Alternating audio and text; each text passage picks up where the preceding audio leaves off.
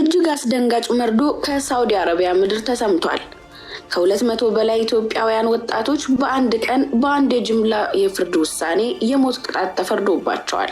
እነዚህ ወጣቶች በአሁኑ ሰዓት በካሚስ ሙሻይት እስር ቤት ውስጥ ሆነው የጥይት ድምጽን ወይም የሚታነቁበትን ገመድ እየተጠባበቁ ነው።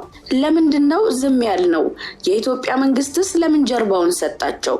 በዛሬው ግሎባል አዲስ ትንታኔያችን ከትግራይ ወጣቶች ቢሮ የተገኘውን ሚስጥራዊ መረጃ፣ የሳውዲን አሰቃቂ የድንበር ግድያዎችና የዓለም አቀፍ ተሟጋቾችን ሪፖርት እያገናኘን በዝርዝር እንቃኛለን።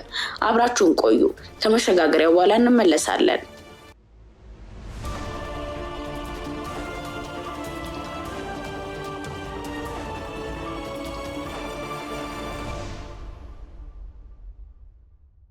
ጉዳዩ እንዲህ ነው። በትግራይ ክልል የወጣቶች ጉዳይ ቢሮ ኃላፊ የሆኑት አቶ ሀይሽ በሳውዲ አረቢያ የሚገኙ ወጣቶች እየገጠማቸው ያለውን አደጋ በዝርዝር ይገልጻሉ። በሳውዲ አሲር ግዛት አብሃ አካባቢ የሚገኘው የካሚስ ሙሻይት እስር ቤት በአሁኑ ሰዓት የኢትዮጵያውያን ሲኦል ሆኗል። ቢሮው እንደገለጸው ወጣቶቹ የተከሰሱት በእጽ ዝውውር ወንጀል ነው። ሆኖም እዚህ ጋር አንድ ትልቅ ጥያቄ ይነሳል። እነዚህ ወጣቶች ህጋዊ የነዋሪነት ፍቃድ የሌላቸው፣ ቋንቋ የማይችሉና አብዛኞቹ በህገ ወጥ አዘዋዋሪዎች ተታለው የሄዱ ናቸው። ታዲያ እንዴት ነው ያለምንም የህግ ጥበቃና አስተርጓሚ የጅምላ ሞት ፍርድ ሊበየንባቸው የቻለው? አቶ ሀይሽ እንደሚሉት በብሎክ 5 ብቻ የሚገኙ 64 ወጣቶች ጥቁር መዝገብ ላይ ሰፍረዋል። ይህ ማለት በማንኛውም ደቂቃ ለግድያ ሊወሰዱ ይችላሉ ማለት ነው። የተቀሩት 150 ወገኖቻችንም በተመሳሳይ ሁኔታ በተለያዩ የእስር ቤት ክፍሎች ተከፋፍለው ይገኛሉ። ለመሆኑ ታዲያ ይህ ዘገባ ለምን እስካሁን አልተሰማም? አቶ ሀይሽ ለዚህ ጉዳይ የኢትዮጵያ የውጭ ጉዳይ ሚኒስቴርን ክፉኛ ወቅሰዋል። ቢሮ ለሚኒስቴሩ ደብዳቤ ቢጽፍም መንግስት እስካሁን የሰጠው ምላሽ የለም። ይህ ዝምታ ብሔራዊ ውርደት ነው ይላሉ ኃላፊው። ኢትዮጵያ በሳውዲ አረቢያ ያላት ኤምባሲና ቆንጽላ ጽሕፈት ቤትም ምን እየሰሩ ነው? ዜጎች በጅምላ ሲታረዱ ዝምታን መምረጥ ከሳውዲ ጋር ያለው ግንኙነት ላለማበላሸት ነው ወይስ የዜጎች ህይወት ዋጋ አጥቷል?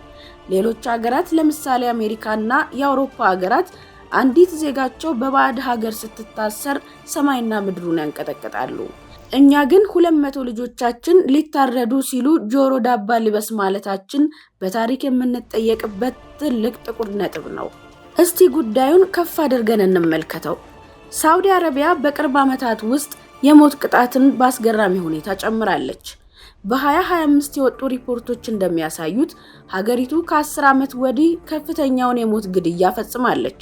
በአንድ ቀን ብቻ 81 ሰዎችን የገደለችበት አሰቃቂ ታሪክም አለ። በተለይም በእጽ ዝውውር ስም የሚፈጸመው ግድያ በስደተኞች ላይ ያነጣጠረ ነው። ሂውማን ራይትስ ዎች እንደዘገበው በሳውዲ እስር ቤቶች የሚገኙ ኢትዮጵያውያን ድብደባ ይፈጸምባቸዋል። የግዳጅ ቃል እንዲሰጡም ይደረጋሉ። እንዲሁም ቤተሰቦቻቸው እንኳን ሳይነገራቸው በድንገት ይረሸናሉ። ብዙ ጊዜ ቤተሰቦች የልጆቻቸውን ሞት የሚሰሙት ከማህበራዊ ሚዲያ ወይም ከጋዜጣ ነው። ይህ ደግሞ የዓለም አቀፍ ሕግን የጣሰ ኢሰብአዊ ድርጊት ነው። እንደ አምነስቲ ኢንተርናሽናል የዓለም ሰብአዊ መብቶች ሁኔታ ሪፖርት ከሆነ እንደ አውሮፓውያን አቆጣጠር በ2025 የሳውዲ አረቢያ መንግስት በታሪኩ ታይቶ የማይታወቅና እጅግ ከፍተኛ ቁጥር ያለውን የሞት ቅጣት በመፈጸም ዘግናኝ ታሪክ ጥቁር ነጥብ አስመዝግቧል። ይህ በየትኛውም ዓመት ተመዝግቦ ከማያውቀው በላይ ከፍተኛ የሆነ የጭካኔ እርምጃ በተለይም በውጭ ሀገር ዜጎች ላይ ያነጣጠረ ሲሆን ከህጽ ጋር በተያያዙ ወንጀሎች የሞት ቅጣት ከተፈረደባቸው መካከል አብዛኞቹ የውጭ ዜጎች መሆናቸው ተረጋግጧል። ይህ አስደንጋጭ የሞት ቅጣት ሰለባ የሆኑት ደግሞ በዋነኝነት የኢትዮጵያ፣ የሶማሌ፣ የፓኪስታን፣ የግብጽና የአፍጋኒስታን ዜጎች መሆናቸው የጉዳዩን አሳሳቢነት በይበልጥ የከፋ ያደርገዋል። ሁኔታው በዓለም አቀፍ ደረጃ ከፍተኛ ውግዘትን እያስከተለ ሲሆን በስደት ላይ የሚገኙ ወገኖቻችንን ህይወትና ደህንነት አደጋ ላይ የሚጥል እጅግ ልብ የሚሰብር ክስተት ሆኖ ቀጥሏል። የኢትዮጵያ ስቃይ እስር ቤት ብቻ አይደለም የሚጀምረው። በ2025 የወጣው የጋርዲያን ዘገባ እንደሚያሳየው በየመን በኩል ወደ ሳውዲ ለመግባት የሚሞክሩ ኢትዮጵያውያን በሳውዲ ድንበር ጠባቂዎች በጥይትና በፈንጂ ጭምር ይጨፈጨፋሉ። በመቶዎች የሚቆጠሩ ድንበር ላይ ይገደላሉ። የተረፉት ደግሞ በካሚስ ሙሻይት፣ በናጅራን እና ሪያድ እስር ቤቶች ይወረወራሉ። በእስር ቤት ውስጥ ያለው ሁኔታ ደግሞ ከሞት የከፋ ነው። በቂ ምግብ የለም።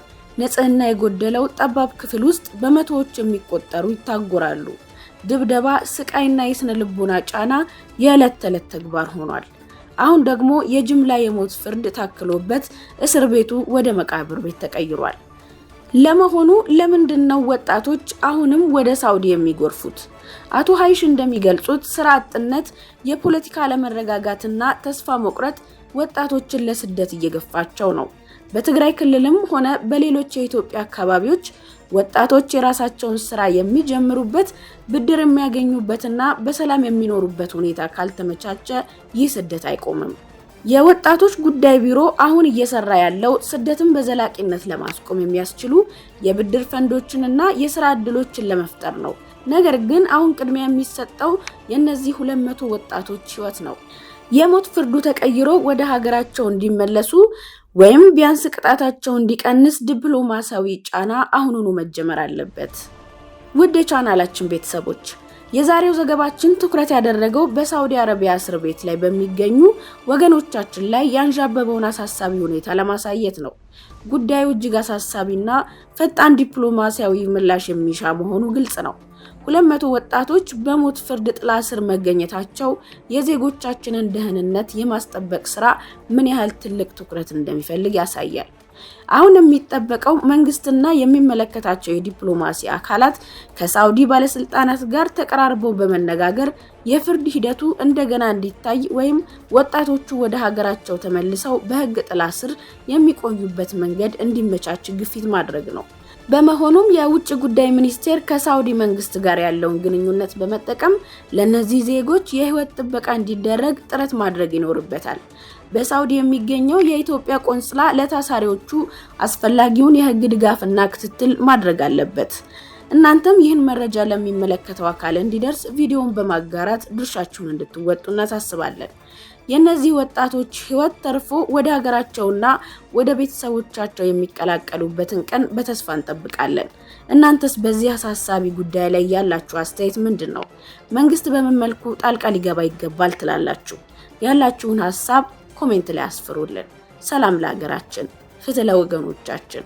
በቀጣይ ፕሮግራም እስክንገናኝ ድረስ ቸር ሰንብቱልን።